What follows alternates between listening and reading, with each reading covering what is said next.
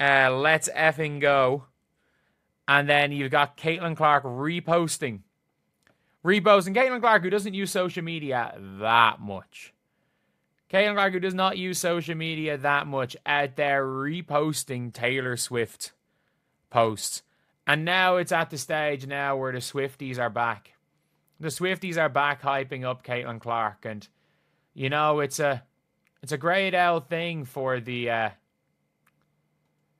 for those of us that Once again, the annual moment arrives when discussions about Taylor Swift merge with basketball conversations, particularly around Caitlin Clark's growing fan base. The crossover between Swift devotees and Clark supporters creates an interesting dynamic that benefits content creators who cover both topics. The recent social media interaction showcased Clark's appreciation for Swift's latest musical release. Swift posted enthusiastically about her new work, and Clark, despite her typically minimal social media presence, chose to share the post. This simple action sparked renewed excitement among Swift's dedicated following, who began rallying behind the basketball star once more. Swift's fan base possesses unmatched loyalty and enthusiasm.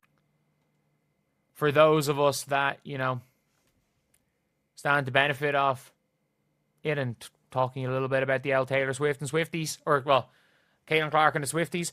And it is one of those things where there's no fan base quite like the Swifties. Like, I'm not joking when I say this. There are entire, 1,000 people nightclubs in Ireland, and they literally hold Taylor Swift nights, and they will sell out. They will sell out. In Ireland, venues regularly host themed nights dedicated to the pop star, consistently selling out spaces that accommodate thousands. The recent tour demonstrated this phenomenon's magnitude, exceeding expectations for crowd response and engagement levels. Clark previously made headlines with her predictions about Swift's relationship with NFL player Travis Kelce during an interview. When asked about the couple's future, Clark confidently stated they would marry, showing her genuine investment in Swift's personal life. This moment highlighted Clark's authentic connection to Swift's world beyond just musical appreciation. The intersection of these fan bases presents unique opportunities. They'll sell out. They will sell out. Like, that Taylor Swift tour was crazy, and I didn't think it was going to be that crazy. I didn't think it was going to be that as crazy as it was when I saw it. But you're seeing Caitlin Clark, obviously,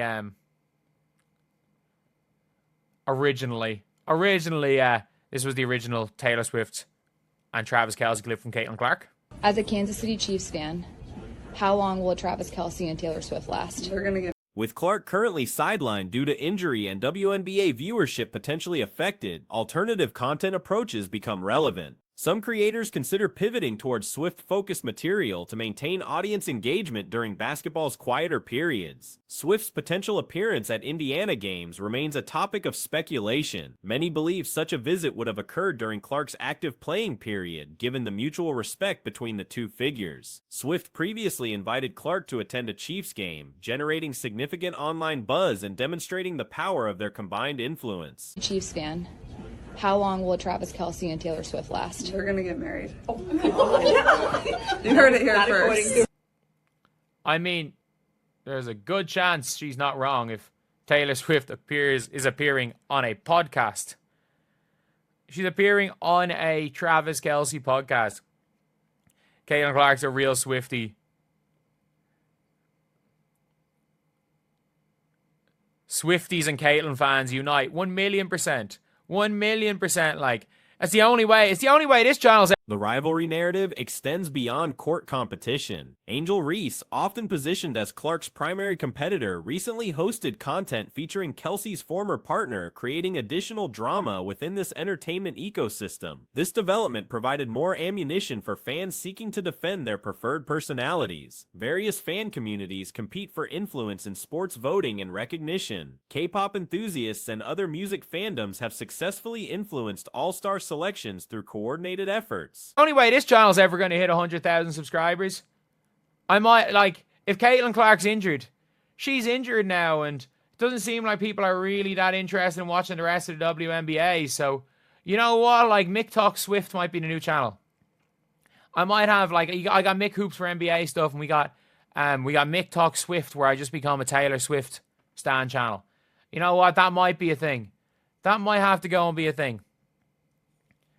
But Swift's supporters possess similar organizational capabilities and could potentially impact basketball awards and recognition if properly motivated. The phenomenon illustrates how modern celebrity culture transcends traditional boundaries. Swift's global influence extends into sports, creating unexpected alliances and content opportunities. Clark's genuine enthusiasm for Swift's music bridges these worlds naturally, avoiding forced promotional feelings. Social media interactions that might seem minor generate substantial online attention when involving figures of this caliber. I'm not going to listen to her butchering Enchanted badly. Butchering Enchanted badly. Be in love with someone. Oh, I'm off. Jesus. If it's referring to Clark lost me with all the goat nonsense. Jesus, we've got somebody randomly just putting goat complaining about Taylor Swift. A simple repost becomes noteworthy because of Clark's typically reserved online presence and Swift's massive following. These moments demonstrate how celebrity endorsements work in contemporary digital spaces. The entertainment value extends beyond sports and music into broader cultural conversations. When major figures from different industries align, it creates talking points that engage diverse audiences. This crossover appeal benefits everyone involved, from the celebrities themselves to content creators covering the intersection. Complaining about Taylor Swift post. That is, yeah, it is one of those funny things where it's like, Taylor Swift, you got to show up in Indiana. I will say it, Caitlin's not playing. I think if Caitlin had played the whole year, we probably would have seen Taylor Swift in Indiana. That's just my prediction. That we would have seen Taylor Swift in Indiana if Swift's fan base represents one of the most organized and passionate communities in entertainment. Their ability to mobilize quickly and effectively makes them valuable allies for any figure they choose to support. Clark's authentic appreciation for Swift's work positions her well to benefit from this community's enthusiasm. The timing of these interactions often coincides with significant releases or events, maximizing impact and reach. Swift's album releases create natural moments for other celebrities to show support, generating mutual publicity benefits. If, like, she was playing and she's just not. I think eventually we will see Taylor Swift at a Fever game. Because why wouldn't she? Like, you know, she invited Caitlin Clark to go and watch a Chiefs game. And it broke the damn internet for a while. And I mean, the fact is that when it comes to the old Swifties, even as much as a tweet and a repost from Caitlin, Clark's participation in these moments feels genuine rather than calculated, enhancing the positive response. Basketball content creation faces unique challenges during player injury periods. Creators must find alternative approaches to maintain audience interest when primary subjects aren't actively competing. Swift-related content offers one potential solution, especially given the established connection between the fandoms. The global reach of Swift's influence means these interactions resonate internationally, not just domestically. Clark is not going to be back before too long. In fact, Natasha Howard said, "See you soon." But we did get some words from head coach Stephanie White today from Fever practice as to exactly where Clark is at in the process. And here is what the Fever coach had to say about Clark's possible return from injury or progress, I guess is what I should say, from her injury return. Caitlin starting full court running last week. Has she been able to do anything extra since then or return to practice at all? No return to practice. She's been able to get Content covering these crossovers appeals to audiences far beyond traditional basketball demographics, expanding potential viewership significantly. Modern sports entertainment increasingly involves celebrity culture beyond athletic performance. Fans expect personalities, relationships, and cultural connections from their favorite athletes. Clark's genuine Swift fandom satisfies this desire while remaining authentic to her personality. The phenomenon highlights how social media amplifies seemingly small gestures into major talking points. results. Running last week, has she been able to do anything extra since then or return to practice at all? No return to practice. She's been able to get a little bit more in her full court running, with her all of her body weight. It's really building up from doing minimal to then building some endurance to do longer periods of time. She's been able to do a little bit more on the court in terms of how she moves, but not into practice yet. No. Now, not into practice yet. That is obviously a negative as far as how soon Caitlin Clark will be back, because she will be in practice before she returns to the court. I would guess at least a few practices before. A single repost generates articles, videos, and extended discussions across multiple platforms, demonstrating the power of celebrity interaction in digital spaces. This convergence of entertainment and sports creates opportunities for creative content approaches. Rather than strictly separating these domains, successful creators find ways to blend them naturally, appealing to diverse audience interests simultaneously. Caitlin Clark remains sidelined and will miss the upcoming matchup versus Dallas Wings. Despite some confusion created by a WNBA application listing that showed Clark as a game-time decision, this designation appears to be merely a standard placeholder used by the data provider RotoWire. Will be in practice before she returns to the court. I would guess at least a few practices before she returns to the floor. But that isn't to say there isn't progress being articulated there. Also, we knew that she was doing full court running, but Stephanie White saying more of it, full body weight, all that stuff. And then the part that stood out to me the most was different types of movement on the court. So she's not just running in a straight line. Running in a straight line, you don't have to worry about your groin so much, but more so lateral movements that you would have to do on the floor, side to side. The misleading status update briefly circulated across the WNBA's official platform, sparking discussions among fans and media. The Indiana Fever organization continues taking a cautious, methodical approach to Clark's rehabilitation process. While teammate Natasha Howard recently hinted at Clark's return with a "see you soon" message, the timeline remains uncertain. Head coach Stephanie White provided detailed insights into Clark's current recovery status during a recent team practice session. According to White's assessment, Clark has progressed to complete full-court running exercises over the past week, now supporting her entire body weight during these activities. You would have to do on the floor, side to side, explosive movements. Those are the things that you'd have to worry about protecting your groin on. So it does sound like the Fever are continuing to build her up step by step, block by block, if you will. We've also seen her shooting in the background. So it's not like she's not shooting the basketball. We've seen that with our own eyes in practice footage. And practice was not open, so we don't know completely the depth of whatever work that Clark is doing. But she is working toward the return. The rehabilitation plan focuses on gradually increasing workout intensity and duration to rebuild stamina and endurance. Beyond basic running drills, Clark has begun incorporating varied movement patterns on the basketball court, including lateral motions and dynamic directional changes that specifically challenge the injured groin area. However, Clark has yet to participate in any team practice sessions, which represents a crucial milestone that must be achieved before any game return becomes possible. White emphasized that Clark would need to complete several full practices successfully before being cleared for competitive play. Video footage from closed practice sessions has shown Clark engaging in shooting drills, indicating her upper body conditioning remains sharp. Toward the return. However, until we see her on the floor in practice, it means it's not imminent, meaning in the next game or so.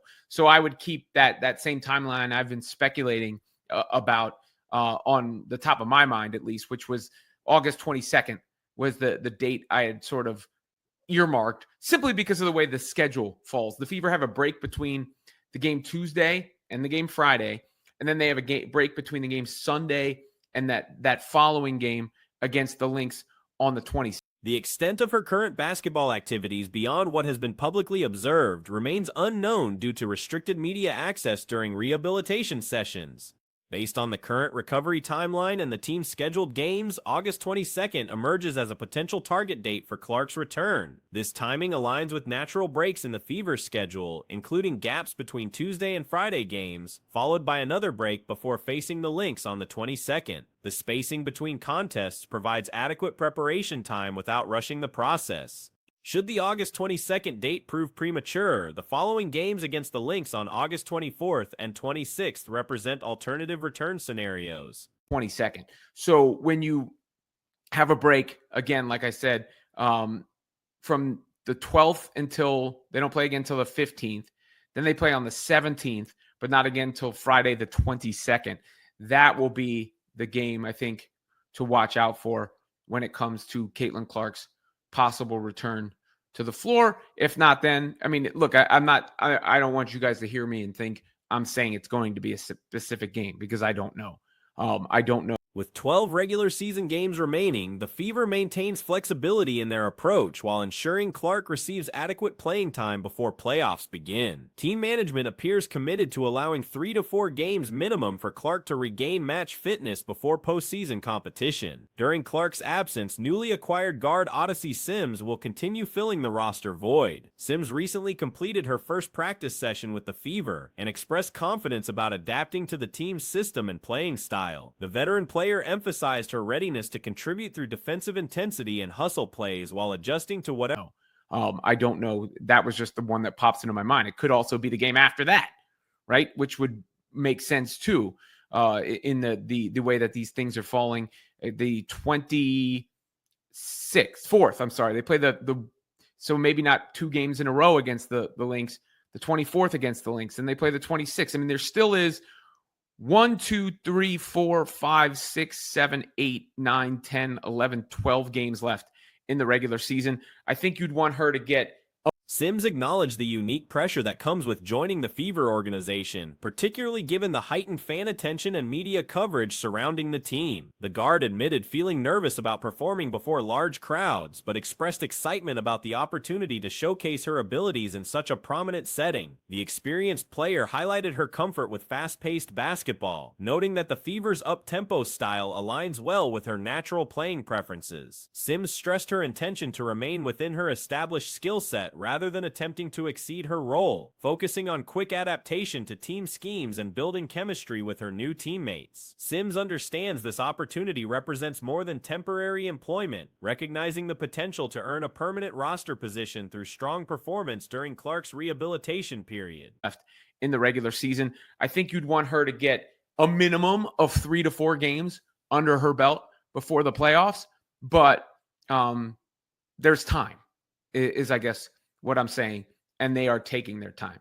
Meanwhile, Odyssey Sims filling in the meantime will continue to be a player for the Fever once Caitlin Clark returns, most likely, assuming she makes the most of her opportunity. This is what she had to say today after her first Fever practice.